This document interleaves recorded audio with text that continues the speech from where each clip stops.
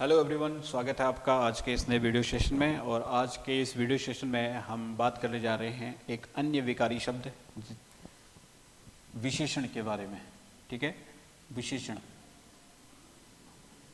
ठीक है, विशेषण के बारे में बहुत सारी बातें आप लोगों को ध्यान में रखने की ज़रूरत है।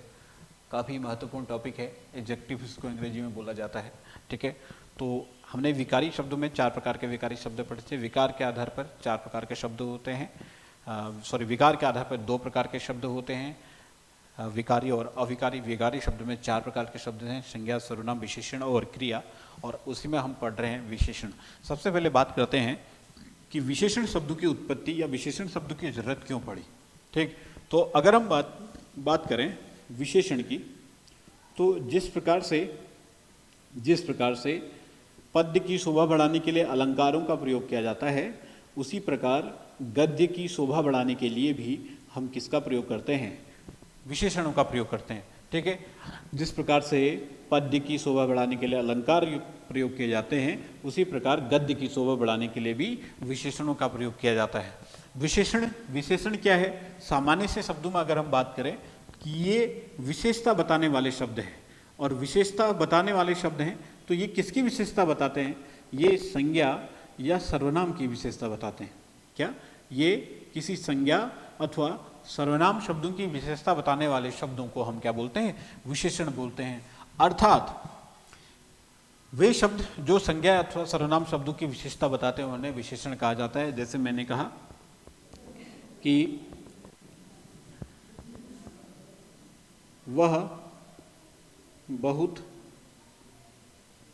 चतुर बालक है।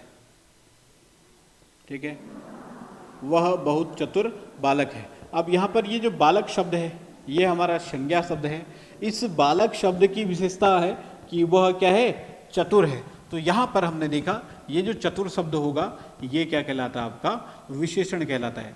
अब आप ध्यान में देखो कि वह बहुत चतुर बालक है।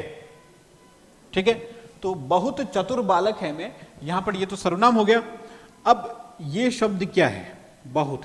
तो यहाँ पर इस चतुर के बारे में देखोगे तो वो बहुत चतुर है, अर्थात ये जो चतुर है वो विशेषण है, और इस विशेषण की भी विशेषता बताने वाला शब्द यहाँ पर हमने बहुत लिख लिया।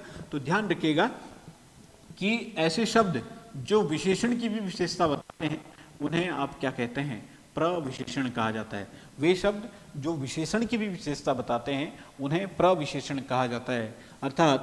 अर्थात हम कह सकते हैं कि संज्ञा एवं सर्वनाम शब्दों की विशेषता बताने वाले शब्द विशेषण कहलाते हैं, और विशेषण शब्दों की भी विशेषता बताने वाले शब्दों को प्रविशेषण कहा जाता है। ठीक है, अब आपने एक चीज देखा होगा, उपमेय और उपमान।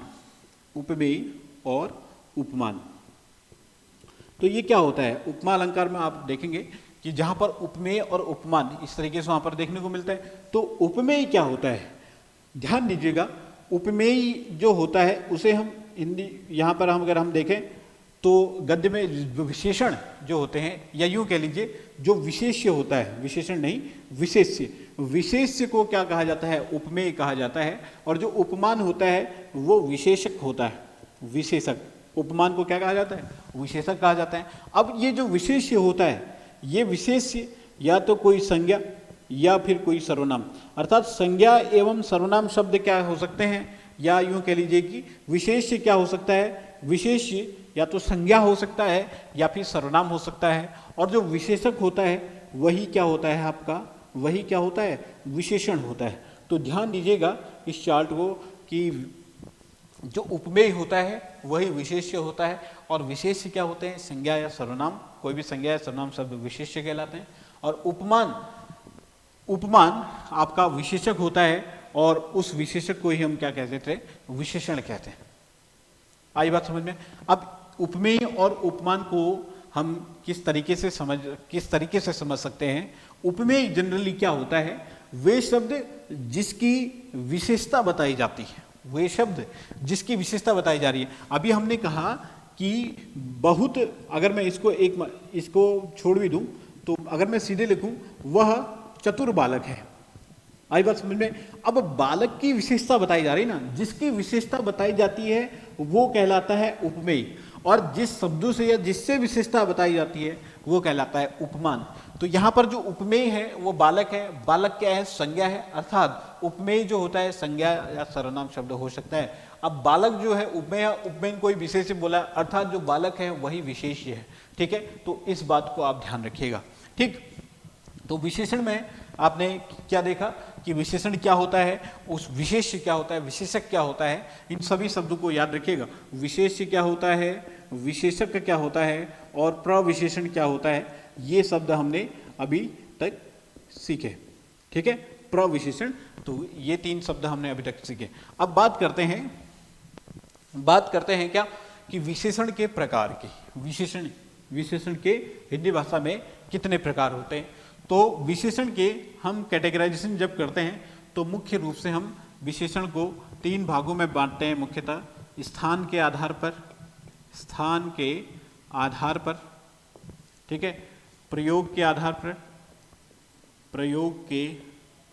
पर और तुलना के आधार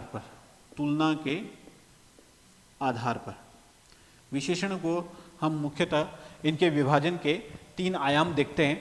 सबसे पहले स्थान के आधार पर, दूसरा प्रयोग के आधार पर और तीसरा यहाँ पर तुलना के आधार पर। स्थान के आधार पर अगर हम बात करें तो विशेषण 2 प्रकार के होते हैं। एक होता है आपका उद्देश्य विशेषण और एक होता है आपका विधेय विशेषण। उद्देश्य विशेषण और दूसरा आपका विधेय विशेषण।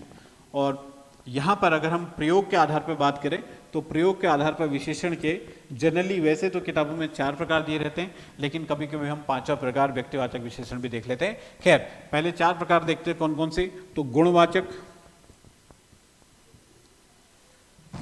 एक काम करता हूं, वेट,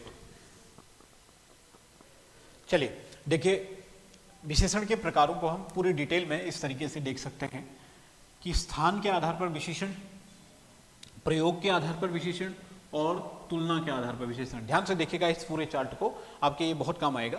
देखिए, स्थान के आधार पर विशेषण की अगर हम बात करें तो विशेषण 2 प्रकार के होते हैं, उद्देश्य विशेषण और विधेय विशेषण। जबकि प्रयोग के आधार पर बात करें तो सामान्यतः आपको जनरली बुक्स में प्रयोग के आधार पर विशेषण 4 प्रकार के, स्थान के आधार पर विशेषण 2 प्रकार के और तुलना के आधार पर विशेषण आपको 3 प्रकार के मिलेंगे। अब मैंने भी वही चीज बताई है, मैंने कोई अदर चीज नहीं बताई है। देखिए, स्थान के आधार पर विशेषण 2 प्रकार के, उद्देश्य विशेषण और विधेय विशेषण। प्रयोग के आधार पर विशेषण 4 प्रकार के। 4 प्रकार के जो प्रयोग के आधार पर विशेषण दिए जाते हैं वो दिए जाते हैं आपके गुणवाचक, परिमाणवाचक, सांकेतिक या सार्वनामिक विशेषण, इसको हम कहते हैं सार्वनामिक विशेषण या सांकेतिक। ठीक है, ये दोनों एक ही चीज है। और इसमें सीधा दे दिया जाता है संख्यावाचक विशेषण। तो जो प्रयोग के आधार पर विशेषण होते हैं, नंबर 1, नंबर 2, नंबर 3 और नंबर 4। अब मैंने इनको अलग अलग क्यों लिखा है, इसका एक रीजन बताता हूं। ठीक है, जब हम बात करते हैं समास की, तो समास में पढ़ते वक्त आप देखेंगे वहां पर कर्मधारय समास और द्विगु समास में, देखो इस कैटेगराइजेशन का वहां पर आपको मदद मिलेगा। जब आप समास भी पढ़ोगे तो वहां पर कर्मधारय और द्विगु समास में भी देखा जाता है कि विशेषण और संज्ञा, विशेषण और संज्ञा से मिलकर बने हुए शब्द, या यूं कह लीजिए कि जो संज्ञा शब्द होते हैं उनसे ठीक पहले हम विशेषणों का प्रयोग कर रहे हैं, अर्थात विशेषण शब्द हमेशा विशेषण से ठीक पहले आ रहे हैं, या यूं कह लीजिए कि विशेषण शब्द संज्ञा से ठीक पहले आते हैं। तो विशेषण प्लस संज्ञा और विशेषण प्लस संज्ञा, इस प्रकार से बना हुआ समस्त पद कर्मधारय समास में भी होता है, द्विगु समास में भी होता है। अब दोनों में सेम चीज है, तो विशेषण कौन सा हो, कि संख्यावाचक हो या असंख्यावाचक हो, तो वहां पर आपको देखने को या वहां पर आपको इसमें मदद मिलेगी कि जो संख्यावाची विशेषण होता है वो तो द्विगु समास होते हैं, और जो असंख्यावाची विशेषण होता है उनसे मिलकर के क्या बना होता है, कर्मधारय समास। उस असंख्यावाची विशेषण में आप गुणवाचक भी ले सकते हो, परिमाणवाचक भी ले सकते हो, सांकेतिक भी या सर्वनामिक विशेषण भी ले सकते हैं। ठीक है, तो अगर हम प्रयोग के आधार पर विशेषण देखें तो प्रयोग के आधार पर विशेषणों को आप जो वर्तमान में या जो ज़्यादातर एनसीईआरटी वगैरह में भी देखने को मिलता है वो 4 प्रकार ही देखने को मिलते हैं। कौन कौन से? गुणवाचक, दूसरा संख्यावाचक, तीसरा परिमाणवाचक और चौथा आपका सार्वनामिक विशेषण या सांकेतिक विशेषण। ठीक है, तो यहाँ पर प्रयोग के आधार पर ये चार। अब मैंने थोड़ा सा इसको थोड़ा सा और कैटेगराइज करके इसमें देखा है, अदरवाइज आप चाहें भी तो प्रयोग के आधार पर सीधे 4 प्रकार के विशेषण इस तरीके से पढ़ सकते हैं। ठीक, अब मैं प्रयोग के आधार पर 4 प्रकार, अभी इसकी पूरी डिटेल में चर्चा करूंगा। प्रयोग के आधार पर विशेषण 4 प्रकार के, लेकिन कभी कभी हमको प्रयोग के आधार पर विशेषण में 5वां प्रकार भी देखने को मिलता है, जिसको हम कहते हैं व्यक्तिवाचक विशेषण। व्यक्तिवाचक विशेषण, जैसे मैंने बोला राजस्थानी जूता, अब जूता तो संज्ञा है, जूता से पहले संज्ञा शब्द में प्रत्यय लगाकर बना हुआ शब्द राजस्थानी, जो कि जूते की विशेषता बता रहा है कि वो राजस्थानी जूता है। वो कैसा जूता है? वो राजस्थानी जूता है। ठीक है, तो यहां पर से अगर हम देखें तो व्यक्तिवाचक विशेषण में भी हम कह सकते हैं कि ये प्रयोग के आधार पर विशेषण का 5वां प्रकार हो सकता है। हालांकि एनसीईआरटी वगैरह में या मानक किताबों में आपको इसके बारे में जो वर्णन है वो नहीं मिलता है।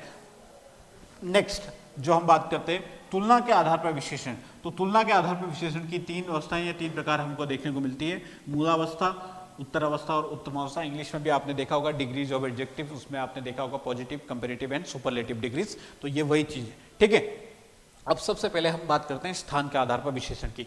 देखिए, स्थान के आधार पर विशेषण की बात करूं उससे पहले अगर हम देखें तो कोई वाक्य अगर बोलता हूं तो वाक्य में आपका एक कर्ता होता है और एक क्रिया जरूर होती है। बिना कर्ता के आपकी क्रिया संभव नहीं होती है। ठीक है, बिना कर्ता के क्रिया अगर संभव नहीं है तो इसमें हम कह सकते हैं कि एक सामान्य सा वाक्य का अगर मैं बोलूं राम पुस्तक पढ़ता है, जैसे मैंने बोला राम पुस्तक पढ़ता है। ठीक है, तो राम पुस्तक पढ़ता है, अगर मैंने ये वाक्य लिखा है तो इसमें राम क्या है? कर्ता है, पढ़ना क्रिया होगी, पढ़ता है क्रिया प्लस सहायक क्रिया, और पुस्तक क्या हो गया? कर्म हो गया। तो हम कह सकते हैं कि जो वाक्य है वो कर्ता, कर्म और क्रिया से मिलकर के बना हुआ है। ठीक है, अब कभी कभी क्या होता है कि कोई वाक्य, जैसे मैंने बोला चतुर बालक भाग गया, चतुर बालक भाग गया, है ना। यहां पर एक ये वाक्य है, तो यहां पर कर्ता क्या है? बालक है, और कर्ता के आगे जो ये लगा है ये क्या है? एक विशेषण है। या दूसरे अर्थ में अगर मैं कहूं कि कोई वाक्य अगर आपको दिया गया है चतुर बालक भाग गया, या इस तरीके से वाक्य दिया गया है, तो इसमें या यूं कहूं मैं कि बालक जो है, बालक भाग गया, नॉर्मली वाक्य आपके पास दिया गया है। ठीक है, तो यहां पर क्या होगा? ये जो बालक शब्द है इसको बोला जाता है कर्ता, और इस कर्ता को ही हम क्या बोलते हैं? उद्देश्य।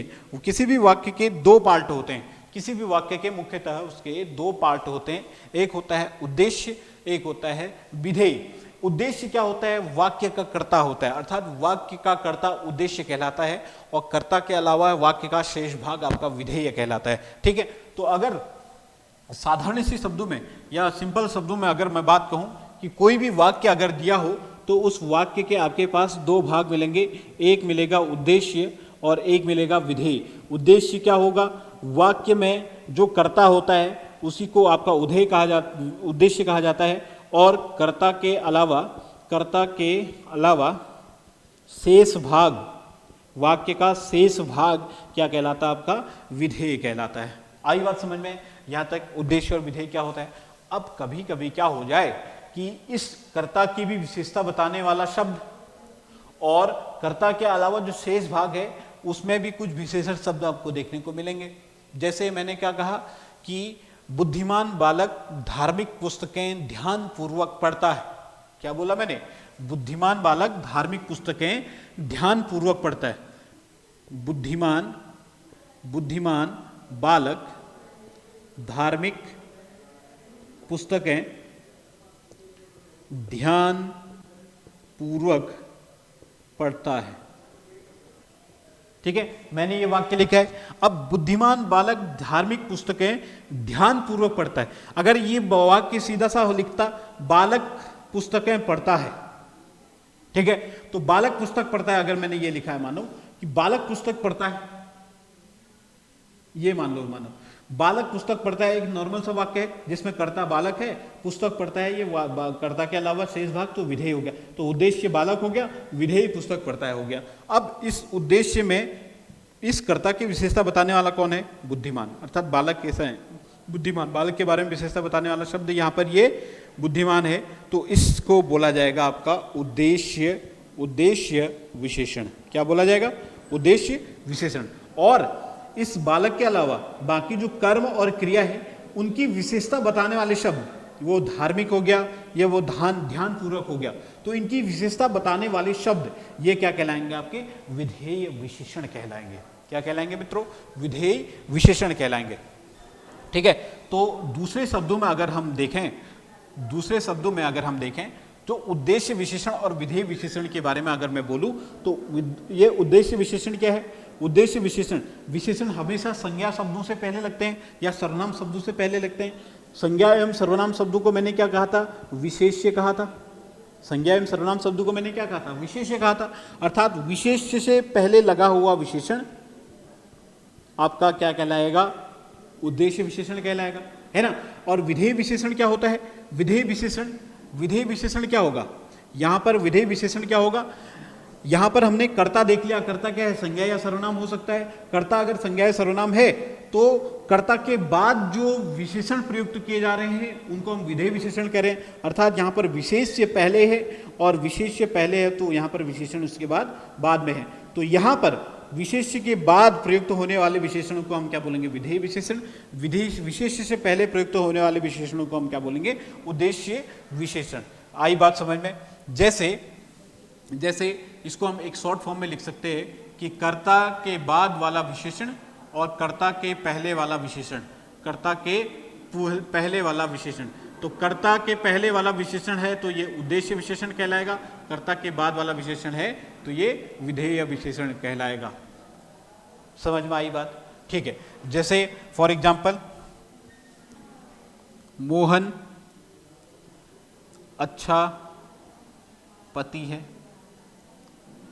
मोहन अच्छा बेटा है। मोहन बुरा, या यूं कह लो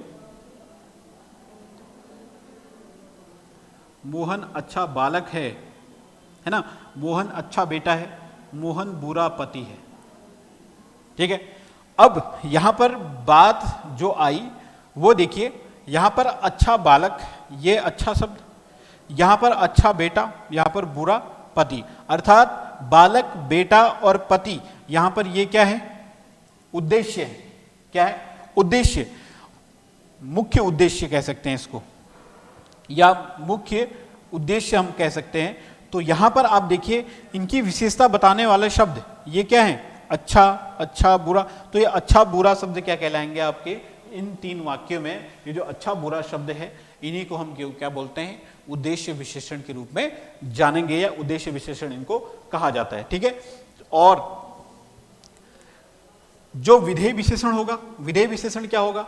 जैसे यह घर बहुत सुंदर है। यह घर बहुत सुंदर है, या यूं कह लीजिए यह घर सुंदर है। अब ये क्या आया? घर, संज्ञा के बाद आने वाला विशेषण क्या कहलाएगा? आपका विधेय विशेषण। तो यहां पर ये जो सुंदर शब्द है ये कैसा विशेषण होगा? आपका विधेय विशेषण होगा। ठीक है, तो स्थान के आधार पर हमने विशेषण देखे, दो प्रकार के, उद्देश्य विशेषण और विधेय विशेषण। आई होप कि ये आपको क्लियर हुआ होगा। ठीक है, अब इसके बाद हम चलते हैं प्रयोग के आधार पर विशेषणों के प्रकार में। प्रयोग के आधार पर अगर हम विशेषणों के प्रकार को देखें तो प्रयोग के आधार पर विशेषण मैंने बताया मुख्यतः 4 प्रकार के होते हैं। अब हमने उसको किस तरीके से तोड़ना है कि संख्यावाची और असंख्यावाची में, अर्थात संख्या का बोध कराने वाले विशेषण शब्द संख्यावाची विशेषण शब्द कहलाएंगे, और संख्या का बोध न कराने वाले शब्द को हम असंख्यावाची विशेषण में कह सकते हैं। संख्या का बोध न कराने वाले शब्द क्या हो सकते हैं? गुणवाचक, परिमाणवाचक, सांकेतिक विशेषण के रूप में भी हम उसको देख सकते हैं। गुणवाचक विशेषण शब्द क्या होते हैं? जो काल बोधक हो, स्थान बोधक हो, गुण बोधक हो या दशा बोधक हो। जैसे काल बोधक में क्या?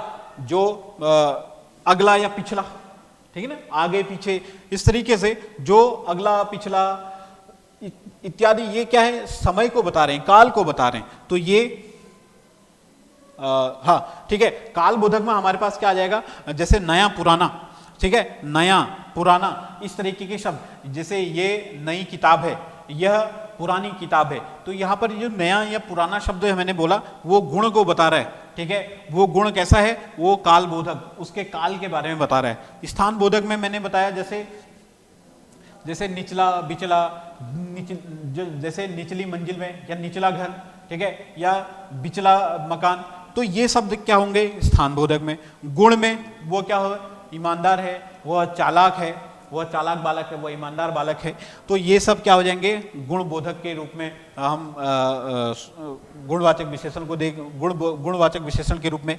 और दशा के रूप में कि वह मोटा है, पतला है ना, वह उसकी दशा के बारे में, वो गोल मटोल है तो वो उसकी दशा के बारे में बता रहा है, तो वो दशा बोधक हो जाएगा।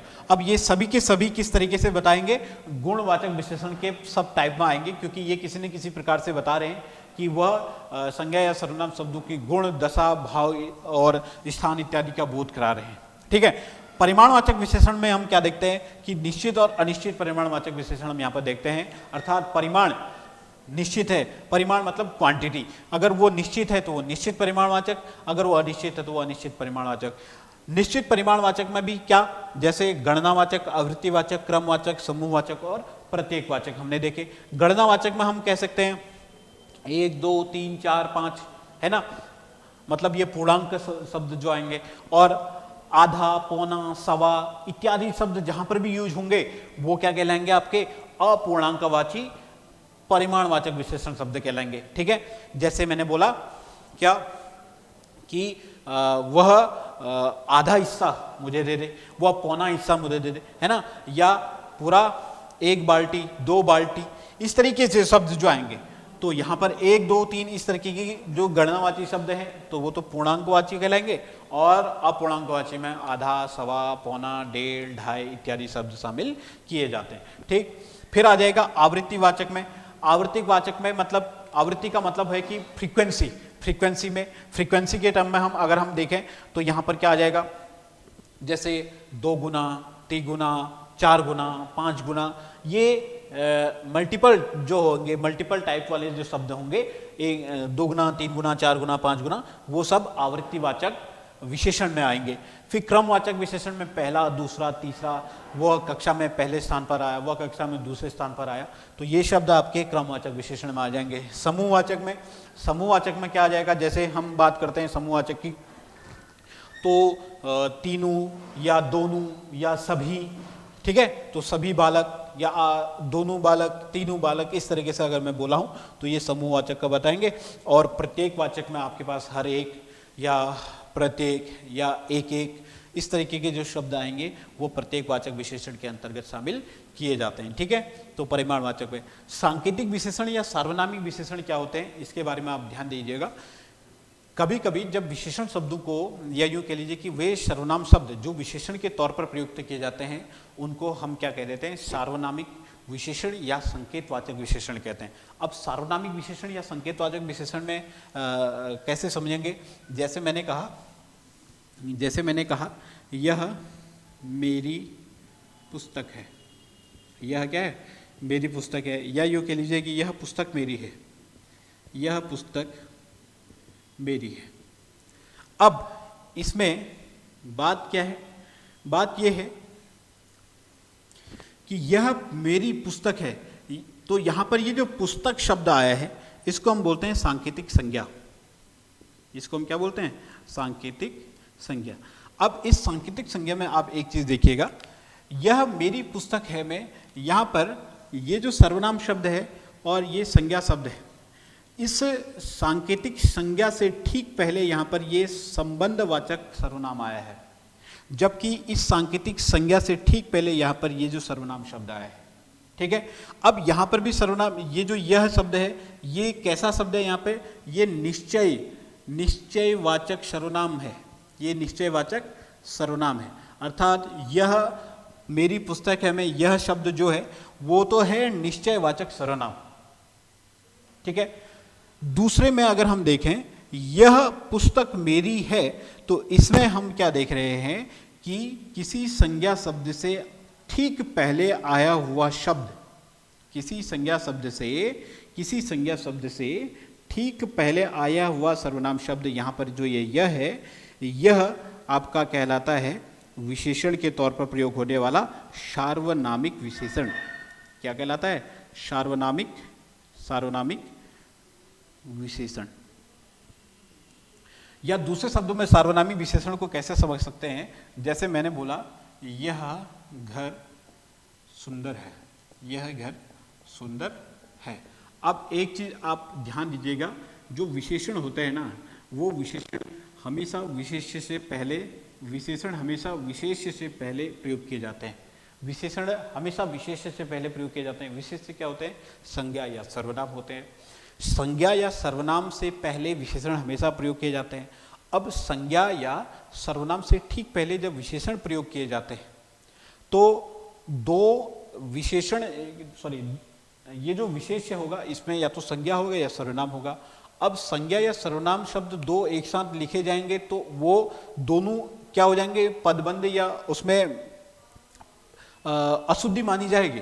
तो इस अशुद्धि से बचने के लिए हम क्या कर देते हैं कि जो पहले वाला विशेष, जो पहले जो संज्ञा, देखिए मैं इसको ऐसे समझिएगा, संज्ञा या सर्वनाम शब्द क्या कहलाते हैं? आपके विशेष्य कहलाते हैं। अब दो संज्ञा शब्द लगातार नहीं आ सकते या दो सर्वनाम शब्द लगातार नहीं आ सकते, तो इस कंडीशन में जो पहले वाला जो सर्वनाम शब्द होता है उस सर्वनाम शब्द को हम क्या कह देते हैं? सार्वनामिक विशेषण कह देते हैं। कैसे कैसे कहते हैं? यहाँ देखिएगा कि जैसे मैंने बोला यह घर सुंदर है, ठीक है। अब यहाँ पर क्या आया? ये विशेष्य हो गया। इस विशेष्य के बाद वाला विशेषण क्या कहलाएगा? विधेय विशेषण कहलाएगा। लेकिन इस संज्ञा से ठीक पहले ये जो सर्वनाम आया है, इस सर्वनाम को हम क्या बोलेंगे? सार्वनामिक विशेषण। क्यों बोलेंगे? क्योंकि ये विशेष्य है और विशेष्य से ठीक पहले किसका प्रयोग होता है? विशेषण का प्रयोग होता है। चूंकि यह सर्वनाम शब्द है अतः इसको हम सार्वनामिक विशेषण के नाम से जानते हैं। सीधी सी बात यह है मित्रों कि सर्वनाम शब्द जब विशेषण के तौर पर प्रयोग किए जाएं तो उन शब्दों को हम सार्वनामिक विशेषण कहते हैं, ठीक है। तो ये आपके समझ में आया होगा, आई होप। नेक्स्ट जो आता है व्यक्तिवाचक विशेषण। तो व्यक्तिवाचक विशेषण हम, जैसे मैंने बोला कि जब कभी भी संज्ञा शब्दों को विशेषण के तौर पर प्रयोग किया जाता है तो उस शब्द को हम क्या कहते हैं? व्यक्तिवाचक विशेषण कहते हैं। जैसे राजस्थानी जूता, बीकानेरी भुजिया इत्यादि, है ना। उसके बाद देखो असंख्यावाची विशेषण हमने अभी तक पढ़े थे। अब संख्यावाची विशेषण अगर हम देखते हैं तो वे शब्द जो संख्या का बोध कराते हैं वे विशेषण शब्द संख्यावाची विशेषण शब्द कहलाते हैं। ये निश्चित भी हो सकते हैं, अनिश्चित भी हो सकते हैं। जैसे मैं क्या कहा? जैसे मैंने बोला संख्यावाची विशेषण में मैंने क्या बोला? 5 बच्चे, ठीक है, 5 बच्चे। अब यहाँ पर बच्चों की संख्या 5 है, हम गिन सकते हैं उनको। तो जब संख्या जो हो वो गणनीय हो, या यूँ कह लें जब गिने जा सकें, या जब गणनीय संज्ञा के रूप पर प्रयोग किया जाएगा, तो गणनीय संज्ञा के तौर पर जब हम प्रयोग कर रहे हैं तो वहाँ पर निश्चित संख्यावाची विशेषण, या यूँ कह लीजिएगा कि वे विशेषण शब्द जो निश्चित संज्ञा या संज्ञा की निश्चित संख्या का बोध कराते हो उन्हें निश्चित संख्यावाची विशेषण कहा जाएगा। अब यहाँ पर मैंने बोल दिया कुछ बच्चे। अब आपको पता नहीं है कि ये कितने बच्चे हैं, ठीक है। कुछ आदमी, कितने आदमी हैं पता नहीं है। तो ये आदमियों की संख्या के बारे में तो बता रहा है, लेकिन वो एग्जैक्ट कितनी संख्या है वो उसके बारे में नहीं बता रहा है। तो यहाँ पर हम कह सकते हैं कि ये कुछ शब्द जो होगा ये क्या कहलाएगा आपका? या कुछ बच्चे, कुछ आदमी, ये विशेषण शब्द कहलाएगा। वो भी कौन सा? असंख्यावाची विशेषण, ठीक है। अब एक चीज और, ये बच्चे शब्द जो है, बच्चा संज्ञा शब्द है। संज्ञा शब्द से ठीक पहले क्या आया है? कुछ। और कुछ को हमने सर्वनाम में भी पढ़ा था कि ये अनिश्चयवाचक सर्वनाम होता है। लेकिन ध्यान देने योग्य बात यह है कि जब संज्ञा या सर्वनाम को हम विशेष्य बोलें तो विशेष्य से पहले क्या आता है? विशेषण आता है। इसलिए जो कुछ है वो क्या कहलाएगा? यहाँ पर असंख्यावाची विशेषण के रूप में इसको हम देखेंगे, ठीक है मित्रों। तो ये चीज आपने याद रखनी है। अब हम आते हैं लास्ट, तुलना के आधार पर विशेषणों के प्रकार में। तो तुलना के आधार पर विशेषणों के प्रकार मुख्यतः 3 प्रकार के होते हैं: मूलावस्था, उत्तरावस्था और उत्तमावस्था। जैसे लघु, लघुतर और लघुत्तम, ठीक है। तो यहां पर मूलावस्था क्या है? मूलावस्था से क्या तात्पर्य है आपका? इस चीज को समझिएगा। मूलावस्था कह रहा हूं कि जब किसी संज्ञा शब्द की तुलना किसी से नहीं की जाती है, ठीक है। जब तुलना हो ही नहीं रही है, केवल उसकी विशेषता बताई जा रही है। जैसे मोहन होशियार बालक है, क्लास में मोहन नाम का एक बालक है और मैं उसके बारे में बोल रहा हूँ कि मोहन होशियार बालक है, तो मैं किसी बच्चे से मोहन की तुलना नहीं कर रहा हूँ, बस मैं मोहन के बारे में बता रहा हूँ कि मोहन होशियार बालक है। तो जब किसी अन्य संज्ञा सर्वनाम शब्दों से तुलना नहीं की जाएगी तो उस संज्ञा को मूलावस्था में कहा जाएगा, ठीक है। तो उस संज्ञा की विशेषता बताने वाले जो शब्द होंगे उसको मूलावस्था में कहा जाएगा, ठीक। जैसे मोहन होशियार बालक है, तो यहाँ पर होशियार शब्द जो आया वो विशेषण की मूलावस्था के बारे में बताएगा, ठीक है। इस मूलावस्था से उत्तरावस्था में जाना है, तो उत्तरावस्था में जाने के लिए हम दो लोगों के बीच में तुलना करेंगे, दो संज्ञाओं के बीच में तुलना करेंगे। जैसे मोहन सोहन से होशियार बालक है, तो यहाँ पर से शब्द का हमने क्या किया, प्रयोग किया, ठीक है। मोहन सोहन से होशियार बालक है, तो जब भी मूलावस्था से उत्तरावस्था बनाना हो तो विशेषण से पूर्व से का प्रयोग कर सकते हैं, या उस विशेषण शब्द के अंत में तर का प्रयोग कर सकते हैं। जैसे लघु से उत्तरावस्था बनाना था तो लघुत्तर, ठीक है। तो लघु, तो मैंने क्या बोला, जब विशेषण की मूलावस्था से उत्तरावस्था बनाना हो तो विशेषण से पहले या तो से का प्रयोग करिए या फिर विशेषण के बाद तर लगा दीजिए, तो वो हो जाएगा विशेषण की उत्तरावस्था। अब उत्तमावस्था क्या होती है, जब हम संज्ञा या सर्वनाम शब्द की बाकी अन्य सभी से तुलना करते हैं। जब दो लोगों से तुलना करेंगे तो उत्तरावस्था, जब अन्य सभी से तुलना करेंगे तो वो उत्तमावस्था हो जाएगी। अर्थात मोहन सभी से या मोहन सबसे होशियार बालक है, ठीक है। तो यहाँ पर उत्तरावस्था से उत्तमावस्था बनाने के लिए हम क्या जोड़ देते हैं, विशेषण से पहले सबसे वर्ड का प्रयोग कर देते हैं, सबसे शब्द का प्रयोग करते हैं, या विशेषण के अंत में तम का प्रयोग कर देंगे। जैसे लघु को उत्तरावस्था में बनाना तो लघुतर, लघु को उत्तमावस्था बनाना है तो लघुत्तम के रूप में उसको हम देख सकते हैं। जैसे अधिक है, ठीक है, तो अधिक का अधिकतर अधिकतम, लघु लघुतर लघुतम। तो जब मूलावस्था से उत्तरावस्था बना रहे हैं तो तर का प्रयोग करेंगे, और उत्तरावस्था से उत्तमावस्था बनाने तो उसमें तम का प्रयोग कर देते हैं, ठीक है। तो यहाँ पर हम लिख सकते हैं, यहाँ पर से और यहाँ सबसे, या तर यहाँ तम, विशेषण के, ये विशेषण के बाद में और ये पहले, समझ रहे हो। विशेषण से पहले सबसे का प्रयोग करेंगे या विशेषण के बाद तम का प्रयोग कर दो। जैसे अधिक से अधिक, सबसे अधिक, या अधिक अधिकतर अधिकतम, ठीक है। तो से का प्रयोग करना है तो पहले, तर या तम का प्रयोग वो बाद में होगा। तो इस तरीके से हम विशेषण को देखते हैं कि विशेषण के प्रकार और उसके बारे में जो सभी चीज़ें, सभी डिटेल हम इस तरीके से उसको देख सकते हैं, ठीक है। Thank you.